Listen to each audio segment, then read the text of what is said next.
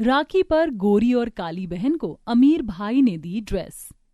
अतुल बहुत ही मेहनती और समझदार लड़का था, जो कि अपनी दो बहनों निधि और रवीना के साथ रहा करता था। लेकिन जहां निधि बहुत ही काली थी तो वहीं रवीना दूध जैसी गोरी थी। अतुल वैसे तो दोनों बहनों को बराबर प्यार किया करता था, लेकिन रवीना की तरफ उसका लगाव थोड़ा ज्यादा था। ऐसे ही एक दिन, सुनो, कल मैंने घर पर राखी की एक छोटी सी पार्टी रखी है, तो तुम दोनों अच्छे से तैयार हो जाना और कुछ बढ़िया सा पहन लेना। ठीक है भैया, आप जानते हैं मेरी सिलाई का कोर्स चल रहा है जो कि लगभग पूरा हो गया है, तो मैं कल अपने लिए कुछ अच्छा सा सिलकर पहन लूंगी। तुम कैसी बातें करती हो? हमारा भाई इतना कमाता है, फिर भी तुम अपनी सिलाई से कभी तो बाहर निकलो। भैया, मैं कुछ सिलकर नहीं पहनने वाली, आप मुझे कुछ पैसे दे दो, मैं अपने लिए कुछ अच्छा सा खरीद कर ले आऊंगी। हाँ रवीना, तुमने बिल्कुल ठीक कहा। अपने लिए कुछ अच्छा सा खरीद कर ले आओ और निधि के लिए भी कुछ खरीद लेना। वैसे भी मुझे इसकी चॉइस का भरोसा नहीं है, यह अपनी तरह कुछ अजीब सा उठा लेगी और मैं नहीं चाहता कि मेरे दोस्तों के आगे मेरी इंसल्ट हो। भैया, आप बिल्कुल भी चिंता मत कीजिए और आराम से अपना काम संभालिए। मैं हम दोनों के लिए कुछ अच्छा सा खरीद कर ले आऊंगी जो बहुत सुंदर भी होगा और अच्छा भी लगेगा। ठीक है, मुझे तेरी चॉइस पर बड़ा भरोसा है, पर सब चीज अच्छे से संभाल लेना, कोई परेशानी नहीं होनी चाहिए।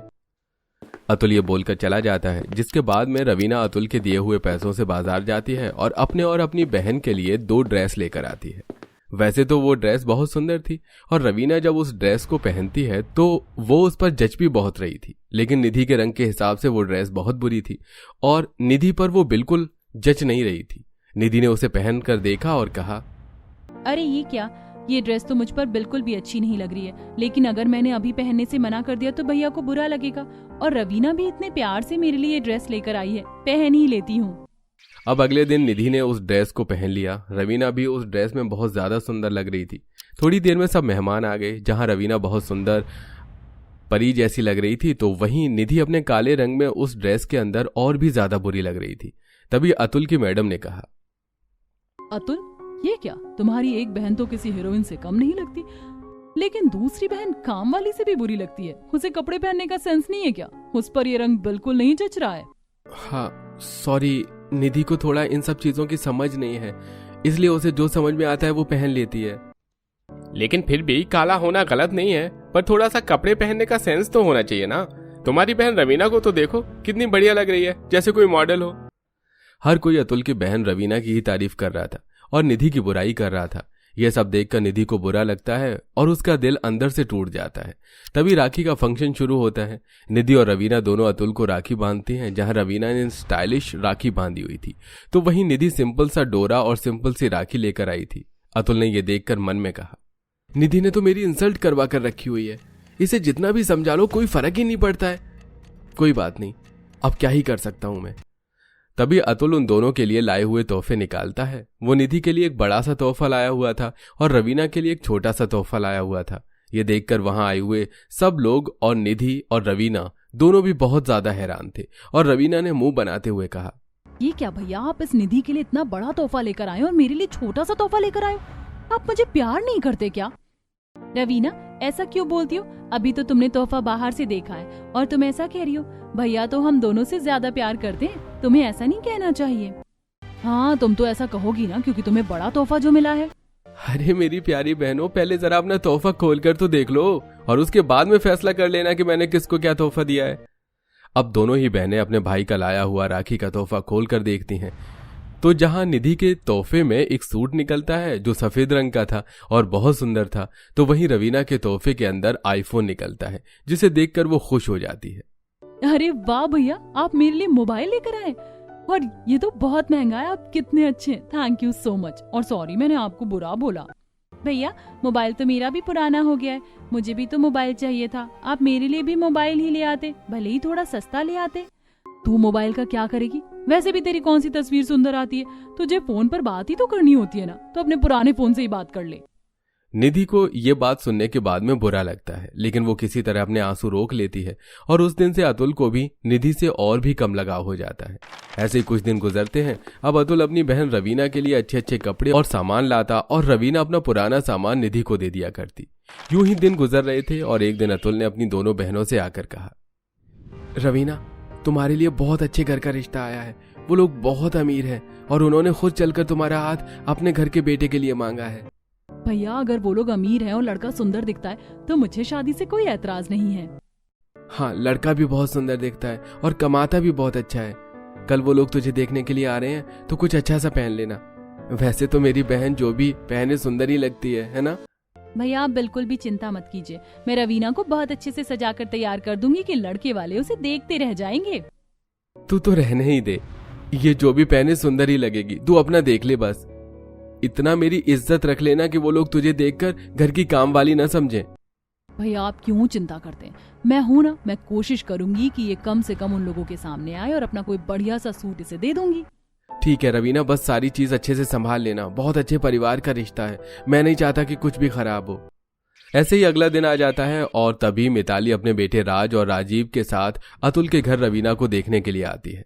रवीना भी सुंदर सी ड्रेस के अंदर परी जैसी लग रही थी। मिताली ने जैसे ही उसे देखा कहने लगी, अतुल बेटा, तुम्हारी बहन रवीना तो बहुत ही सुंदर है, जैसे कोई अप्सरा हो। सच में मैंने अपने शहर में इतनी सुंदर लड़की नहीं देखी है। आंटी, रवीना में जान बसती है मेरी, बहुत प्यार से पाल पोस कर बड़ा किया है मैंने इसे माँ के जाने के बाद। हमें तो रवीना बहुत ज्यादा पसंद है, हमारी तरफ से तो ये रिश्ता पक्का समझो। तभी वहाँ निधि चाय नाश्ता लेकर आती है। निधि को देखकर मिताली उसे देखते रह जाती है और हैरानी से सवाल करती है, बेटा ये तुम्हारी दूसरी बहन निधि है क्या? पर ये तो। आंटी, ये मेरी बहन निधि है। अब ये सब भगवान की देन है, उन्होंने मुझे एक बहन गोरी दी है और एक बहन काली, इसमें मैं क्या ही कर सकता हूँ। अतुल के मुंह से ये बात सुनकर मिताली ने कहा, अरे नहीं बेटा, तुम्हारी दोनों ही बहनें बहुत ज्यादा सुंदर हैं, एक रंग रूप से और दूसरी सीरत से। अगर तुम बुरा ना मानो तो मैं अपने छोटे बेटे के लिए तुम्हारी छोटी बहन निधि का भी हाथ मांगना चाहती हूँ। ये बात सुनने के बाद में अतुल हैरान रह जाता है। हाँ, क्यों नहीं, अगर मेरी दोनों बहनें एक ही घर में चली जाएंगी तो इससे अच्छी तो कोई बात हो ही नहीं सकती। तो फिर ठीक है, मैं जल्दी ही मुहूर्त निकलवा कर तुम्हें बताती हूँ, शादी की तैयारी शुरू कर दो। मिताली तो ये बोलकर चली जाती है, लेकिन रवीना का मुंह ये बात सुनने के बाद बन जाता है। वो अतुल पर गुस्सा करते हुए कहने लगती है, भैया अब क्या सारी जिंदगी मैं इस काले टीके को अपने साथ लेकर घूमती रहूंगी? शादी से पहले तो मैं इसी के साथ रहती हूँ ना, अब शादी के बाद भी मुझे निधि से छुटकारा नहीं मिलेगा क्या? मेरी प्यारी बहन, हर चीज को इतना गुस्से से लेने की जरूरत नहीं है। तू जानती है कि तुझे घर का काम नहीं आता है और मैं नहीं चाहता कि मेरी गोरी बहन अपने सुंदर हाथों से घर का काम करे और उसके हाथ काले हो जाएं। अगर निधि तेरे साथ शादी करके चली जाएगी तो फिर वो पूरे घर का काम अच्छे से संभाल लेगी और इससे तेरी सास गुस्से में हमारी माँ को भी कुछ नहीं कहेगी कि हमने तुम दोनों को कुछ नहीं सिखाया। पर भैया, मैंने तो सोचा था कि मैं अपने ससुराल में अच्छे से रहूंगी और कोई सुंदर सी देवरानी लेकर आऊंगी। अभी काली नजर का टीका मेरे साथ वहाँ भी चलेगा। तुझे अपने भाई पर पूरा विश्वास है ना? मैं जो भी कर रहा हूँ तेरी भलाई के लिए कर रहा हूँ, वही सारा काम संभाल लेगी और तू बस अपने ऊपर ध्यान देना, तुझे कोई काम करने की जरूरत नहीं पड़ेगी। ठीक है भैया, जब आप इतने प्यार से कह रहे हैं तो कुछ सोच समझ कर ही कह रहे होंगे, मुझे रिश्ता मंजूर है। अतुल रवीना ये बात कर ही रहे थे और निधि चुपचाप खड़ी हुई ये सारी बातें सुन रही थी। उसकी आंखों में आंसू भर आए थे, लेकिन वो रोना नहीं चाहती थी और निधि ने अपने मन में कहा, आखिर क्यों मेरे भाई और बहन मेरे रंग से इतनी नफरत करते हैं? मैं तो उनकी सौतेली बहन भी नहीं हूँ, मैं बस काली हूँ, इसलिए वो मुझसे इतनी ज्यादा नफरत करते हैं। ये तो गलत है। ऐसे कुछ दिन गुजरते हैं और निधि और रवीना की शादी का दिन आ जाता है। दोनों ही शादी के जोड़े में बहुत ज्यादा सुंदर लग रही थी। दोनों बहनों की शादी हो जाती है और दोनों ही बहनें विदा होकर अब अपने ससुराल में आ जाती हैं। ससुराल में आने के बाद मिताली ने दोनों बहू से कहा, मैंने तुम दोनों को बहुत सोच समझकर अपने बेटों के लिए चुना है। यहाँ पर तुम्हें बहुत प्यार से एक दूसरे के साथ रहना है। मैं नहीं चाहती कि मेरे परिवार में किसी भी तरह की लड़ाई हो। माँ जी, आप बिल्कुल भी चिंता मत कीजिए, हम मायके में भी कभी भी आपस में लड़ाई नहीं करते थे, फिर ससुराल में लड़ाई करने का तो सवाल ही नहीं बनता। वैसे भी माँ जी, लड़ाई करने से चेहरे पर झुर्रियां आ जाती हैं, इसलिए मैं तो बिल्कुल भी लड़ाई नहीं करती। ठीक है, कमरों में जाकर आराम कर लो, लेकिन कल तुम्हारी पहली रसोई की रस्म है, इसलिए समय से उठ जाना। दोनों अपने अपने कमरे में आराम करने के लिए चली जाती हैं। जहां निधि सुबह सुबह उठकर अगले दिन रसोई में अपनी पहली रसोई के रस्म के लिए नाश्ता बना रही थी, तो वहीं रवीना एक सजी धजी साड़ी में सुंदर सी रसोई में जाती है और उबासी लेते हुए अपनी बहन से कहती है, तुमने आते ही रसोई का काम संभाल लिया है, चलो अच्छा है, कम से कम मुझे रसोई में काम तो नहीं करना पड़ेगा। उम्मीद करती हूँ कि तुमने अब तक सारा खाना बना दिया होगा। हाँ रवीना, मैंने सब कुछ बनाकर तैयार कर दिया है।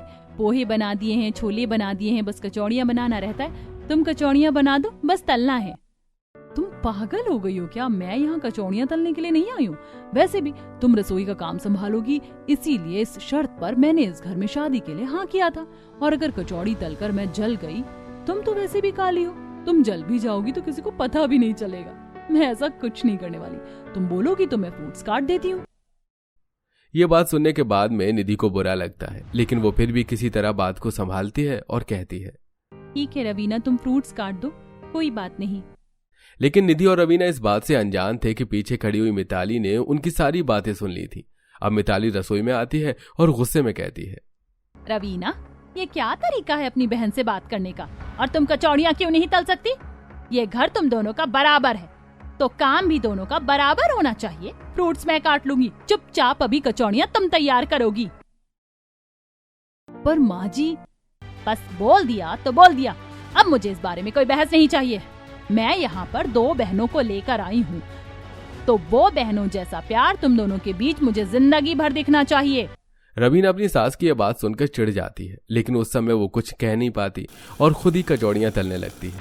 ऐसे ही दिन गुजरते हैं। मिताली के घर में नौकर चाकर थे, इसलिए रवीना निधि को ज्यादा काम नहीं करना पड़ता था। थोड़ा बहुत रसोई का काम निधि अकेले ही संभाल लिया करती थी। जहां रवीना खाली समय में सिर्फ फोन चलाया करती, तो वहीं निधि रसोई संभालने के बाद भी बचे हुए समय में बोर हो जाया करती। इसलिए एक दिन उसने मिताली से आकर कहा, माँ जी, घर का सारा काम तो बहुत अच्छे से संभाल लिया, लेकिन तब भी समय बच जाता है और मैं बोर हो जाती हूँ। मुझे सिलाई का काम बहुत अच्छे से आता है। अगर आप बुरा ना माने तो मैं घर से ही एक बुटीक का काम शुरू करना चाहती हूँ।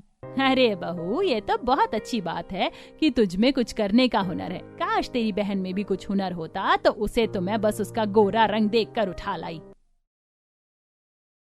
नहीं माँ जी, रवीना भी बहुत अच्छी है, बस थोड़ा सा बचपना है उसके अंदर।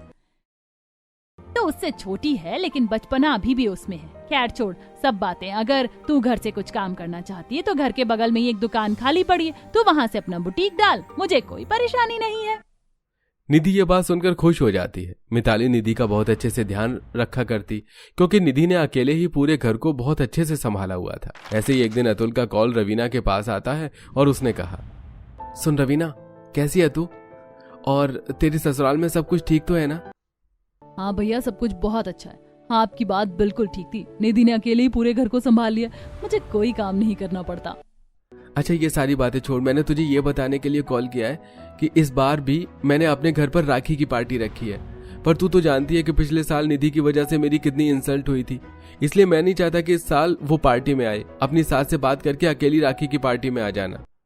हाँ भैया, पिछली बार आपकी मैडम और आपके दोस्तों ने कितना बुरा भला कहा था उस निधि की वजह से आपको, मुझे तो बहुत बुरा लगा था। आप बिल्कुल भी चिंता मत कीजिए, मैं सासू माँ को बोल दूंगी कि मैं राखी की पार्टी में आपके घर जा रही हूँ। रवीना ये बोलकर कॉल कट कर देती है, जिसके बाद वो अपनी सास के पास जाती है। निधि वहीं पास में बैठकर उसके पैर दबा रही थी और रवीना ने अपनी सास से कहा, माँ जी, भैया ने अपने घर पर राखी की पार्टी रखी और मुझे बुलाया है, तो क्या मैं राखी की पार्टी में उनके घर जा सकती हूँ? तो कैसी बात कर रही है बहू, तुम दोनों ही अतुल की सगी बहन हो, फिर उसने तुझे पार्टी में बुलाया है और निधि को नहीं, ऐसा क्यों? कोई बात नहीं माँ जी, आप रवीना दीदी को जाने दीजिए। भैया को तो मैं जब रवीना दीदी को छोड़ने आएंगे तब राखी बांध दूंगी। नहीं बहू, तुम दोनों ही अतुल की बहनें हो। अगर तुम दोनों से राखी बांधने जाना चाहती हो तो दोनों साथ जाओगी, कोई अकेले नहीं जाएगा। रवीना अपनी सास की बात सुनकर चिढ़ जाती है और अतुल को जाकर सब कुछ कॉल पर बता देती है। और अतुल ने यह बात सुनने के बाद कहा, ठीक है, अगर ऐसा है तो मैं तुम दोनों के लिए महंगी सी ड्रेस भिजवा देता हूँ, और निधि को बोल देना कि इस ड्रेस में पार्टी में आएगी तो कम से कम थोड़ी ठीक ठाक तो लगेगी। ठीक है भैया, मैं निधि को बोल दूंगी कि उसे यही ड्रेस पहननी है राखी के फंक्शन में। अतुल अगले ही दिन 2 बहुत सुंदर सुंदर गाउन निधि और रवीना के लिए भिजवा देता है।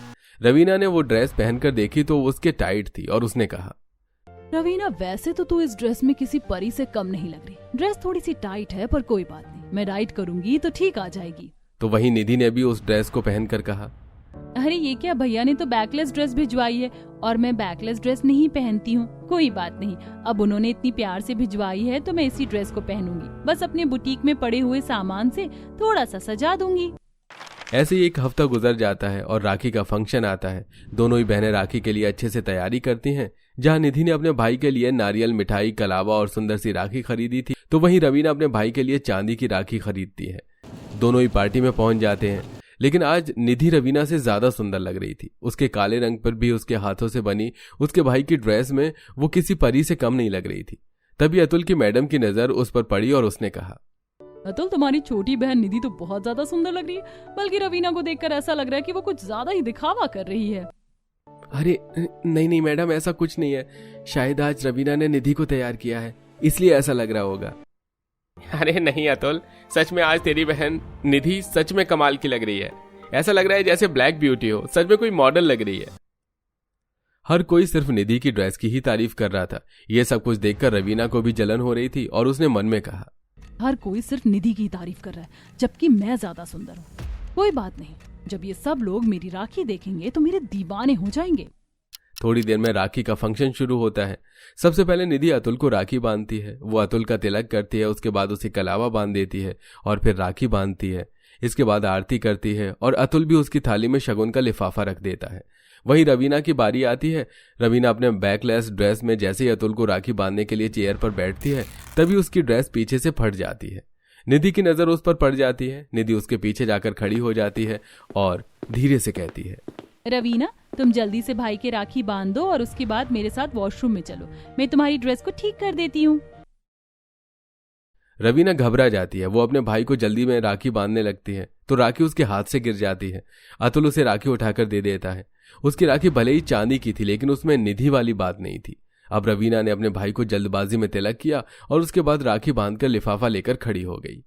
अच्छा भैया, मैं और निधि अभी आते हैं।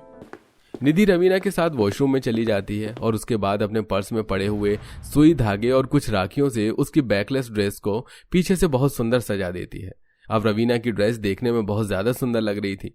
रवीना की आंखों में आंसू भर आते हैं और उसने वॉशरूम में ही निधि को गले से लगाकर कहा, मुझे माफ कर दो निधि, मैंने हमेशा तुम्हें तुम्हारे काले रंग को लेकर ताना दिया। तुम मेरी सगी बहन हो, लेकिन मैंने हमेशा तुम्हारे साथ सौतेला जैसा व्यवहार किया। कोई बात नहीं, मैंने कभी भी तुम्हें और भैया को पराया नहीं समझा। चलो, अब सब बाहर हमारा इंतजार कर रहे हैं और अब तुम्हारी ड्रेस बहुत सुंदर लग रही है। निधि और रवीना बाहर आ जाते हैं। अब हर कोई रवीना की ड्रेस को देखकर उसकी तारीफ कर रहा था, क्योंकि वो सुंदर सुंदर राखियों से सजी हुई थी। वो बहुत प्यारी लग रही थी। वहीं अतुल को भी समझ में आ जाता है कि निधि ने रवीना की ड्रेस को इतना सुंदर सजाया है। अतुल भी निधि से माफी मांगता है और उस दिन के बाद निधि के भाई बहन दोनों ही निधि से बहुत प्यार से बात करने लगते हैं और उनके बीच का मनमुटाव हमेशा के लिए खत्म हो जाता है और वो राखी निधि के जीवन में एक अलग ही बदलाव लेकर आती है।